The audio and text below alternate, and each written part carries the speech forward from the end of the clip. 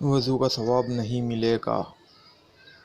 اعلیٰ حضرت رحمۃ اللہ تعالی علیہ فرماتے ہیں وضو میں نیت نہ کرنے کی عادت سے گنہگار ہوگا۔ اس میں نیت سنت موقدہ ہے۔ دو حدیثوں کا خلاصہ ہے، جس نے بسم اللہ کہہ کر وضو کیا اس کا سر سے پاؤں تک سارا جسم پاک ہو گیا، اور جس نے بغیر بسم اللہ کہے وضو کیا اس کا اتنا ہی بدن پاک ہوگا جتنے پر پانی گزرا۔ حضرت سیدنا ابو ہریرہ رضی اللہ تعالیٰ عنہ سے روایت ہے کہ سرکار مدینہ سلطان باقرینہ قرار قلب و سینہ، فیض گنزینہ، صاحب معطر پسینہ، باعث گزول نزینہ سکینہ صلی اللہ تعالیٰ علیہ وآلہ وسلم نے ارشاد فرمایا، اے ابو ہریرہ رضی اللہ تعالیٰ عنہ، جب تم وضو کرو تو بسم اللہ والحمد للہ کہہ لیا کرو۔ جب تک تمہارا وضو باقی رہے گا اس وقت تک تمہارے فرشتے یعنی کرامن کاتبین تمہارے لیے نیکیاں لکھتے رہیں گے۔ باوضو سونے کی فضیلت۔ حدیث پاک میں ہے، باوضو سونے والا روزہ رکھ کر عبادت کرنے والے کی طرح ہے۔ باوضو مرنے والا شہید ہے۔ مدینہ کے تاجدار صلی اللہ تعالیٰ علیہ وآلہ وسلم نے حضرت سیدنا انس رضی اللہ تعالیٰ عنہ سے فرمایا، بیٹا اگر تم ہمیشہ باوضو رہنے کی استطاعت رکھو تو ایسا ہی کرو، کیونکہ ملک الموت جس بندے کی روح حالت وضو میں قبض کرتا ہے اس کے لیے شہادت لکھ دی جاتی ہے۔ میرے آقا اعلیٰ حضرت امام احمد رضا خان فرماتے ہیں ہمیشہ باوضو رہنا مستحب ہے۔ مصیبتوں سے حفاظت کا نسخہ۔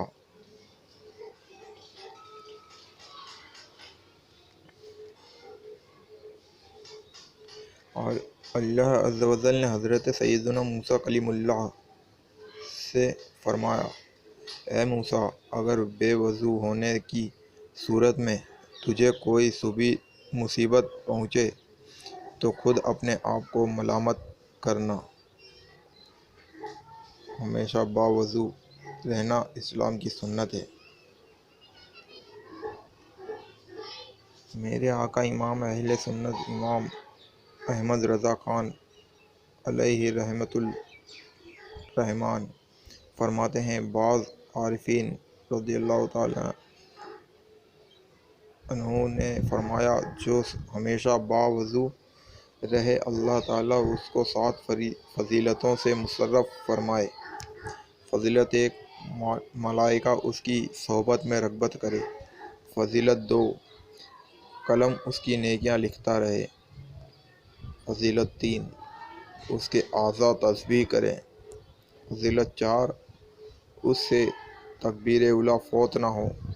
5، جب سوئے اللہ تعالیٰ کچھ فرشتے بھیجے کہ جن و انس کے سر سے اس کی حفاظت کرے۔ 6، سکرات موت اس پر آسان ہو۔ 7، جب تک باوضو ہو امان الہی میں رہے۔ دگنا ثواب۔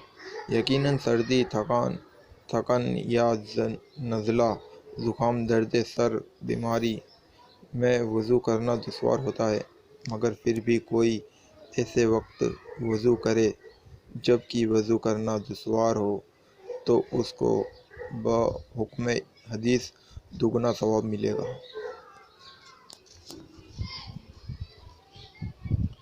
وضو کا طریقہ۔ حنفی۔ کعبۃ اللہ شریف کی طرف منہ کر کے اونچی جگہ بیٹھنا مستحب ہے۔ وضو کے لیے نیت کرنا سنت ہے۔ نیت نہ ہو تب بھی وضو ہو جائے گا مگر ثواب نہیں ملے گا۔ نیت دل کے ارادے کو کہتے ہیں۔ دل میں نیت ہوتے ہوئے زبان سے بھی کہہ لینا افضل ہے، لہذا زبان سے اس طرح نیت کیجیے کہ میں حکم الہی عز و جل بجا لانے اور پاکی حاصل کرنے کے لیے وضو کر رہا ہوں۔ بسم اللہ کہہ لیجیے کہ یہ بھی سنت ہے۔ بلکہ بسم اللہ والحمدللہ کہہ لیجیے کہ جب تک باوضو رہیں گے فرشتے نیکیاں لکھتے رہیں گے۔ اب دونوں ہاتھ 3 بار پاؤں تک دھوئیں۔ دونوں ہاتھوں کی انگلیوں کا کھلال بھی کیجیے۔ کم از کم 3 بار دائیں بائیں اوپر نیچے کے دانتوں میں مسواک کیجیے اور ہر بار مسواک کو دھو لیجیے۔ حجت الاسلام حضرت سیدنا امام محمد غزالی فرماتے ہیں، مسواک کرتے وقت نماز میں قرآن مجید کی قرأت اور ذکر اللہ عز و جل کے لیے منہ پاک کرنے کی نیت کرنی چاہیے۔ اب سیدھے ہاتھ کے 3 چلو پانی سے اس طرح 3 کلیاں کیجیے کہ ہر بار منہ کے ہر پرزے پر پانی بہہ جائے۔ اگر روزہ نہ ہو تو گرگرہ بھی کر لیجیے۔ پھر سیدھے ہی ہاتھ کے 3 چلو سے 3 بار ناک میں نرم گوشت تک پانی چڑھائیے، اور اگر روزہ نہ ہو تو ناک کی جڑ تک پانی چڑھائیے۔ اب اور چھوٹی انگلی ناک کے سوراخوں میں ڈالیے۔ 3 بار سارا چہرہ اس طرح دھوئیے کہ جہاں سے عادتاً سر کے بال اگنا شروع ہوتے ہیں وہاں سے لے کر ٹھوڑی کے نیچے تک، اور ایک کان کی لو سے دوسرے کان کی لو تک ہر جگہ پانی بہہ جائے۔ اگر داڑھی ہے اور احرام باندھے ہوئے نہیں ہیں تو اس طرح کھلال کیجیے کہ انگلیوں کو گلے کی طرف سے داخل کر کے سامنے کی طرف نکالیے۔ پھر پہلے سیدھا ہاتھ انگلیوں کے سر سے دھونا شروع کر کے کونیوں سمیت 3 بار دھوئیں۔ اس طرح پھر الٹا ہاتھ دھو لیجیے۔ دونوں ہاتھ آدھے بازو تک دھونا مستحب ہے۔ اکثر لوگ چلو میں پانی لے کر پہنچے سے 3 بار چھوڑ دیتے ہیں کہ کونی تک بہتا چلا جاتا ہے۔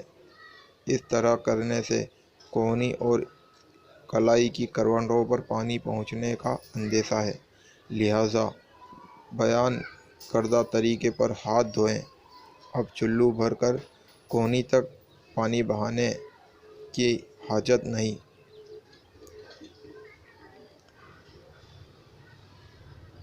یہ پانی کا اسراف ہے۔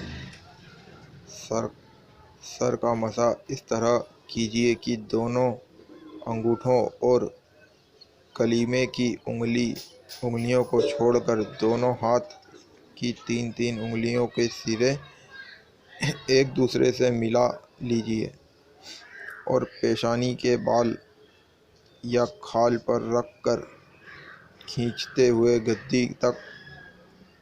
گدی تک اس طرح لے جائیے کہ ہتھیلیاں سر سے جدا رہیں۔ پھر گودے ہتھیلیاں کھینچتے ہوئے پیشانی تک لے آئیے۔ پہلے کلیمے کی انگلیاں اور انگوٹھے سے اس دوران سر پر بالکل مس نہیں ہونے چاہیے۔ پھر کلیمے کی انگلیوں سے کانوں کی اندرونی سطح کا اور انگوٹھے سے کانوں کی باہری سطح کا مسح کیجیے، اور چھنگلیاں یعنی چھوٹی انگلی کانوں کے سوراخوں میں داخل کیجیے۔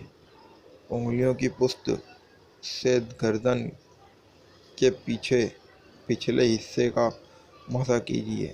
بعض لوگ گلے کا اور دھلے ہوئے ہاتھوں کی کونیوں اور کلائیوں کا مسح کرتے ہیں، یہ سنت نہیں ہے۔ سر کا مسح کرنے سے قبل ٹوٹی اچھی طرح بند کرنے کی عادت بنا لیجیے۔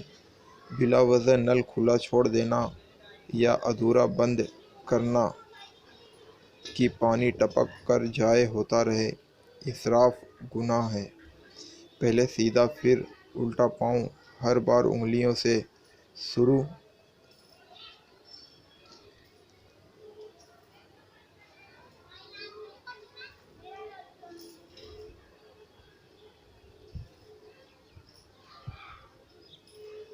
شروع کر کے ٹخنوں کے اوپر تک، بلکہ مستحب ہے کہ آدھی پنڈلی تک 3 بار دھو لیجیے۔ دونوں پاؤں کی انگلیوں کا کھلال کرنا سنت ہے۔ اس کا مستحب طریقہ یہ ہے کہ الٹے ہاتھ کی چھنگلیاں سے سیدھے پاؤں کی چھنگلیاں کا کھلال شروع کر کے انگوٹھے پر ختم کیجیے، اور الٹے ہی ہاتھ کی چھنگلیاں سے الٹے پاؤں کے انگوٹھے سے شروع کر کے چھنگلیاں پر ختم کر لیجیے۔ حجت الاسلام حضرت سیدنا امام محمد بن محمد غزالی علیہ رحمۃ اللہ الولی فرماتے ہیں، ہر عضو دھوتے وقت یہ امید کرتا رہے کہ میرے اس عضو کے گناہ نکل رہے ہیں۔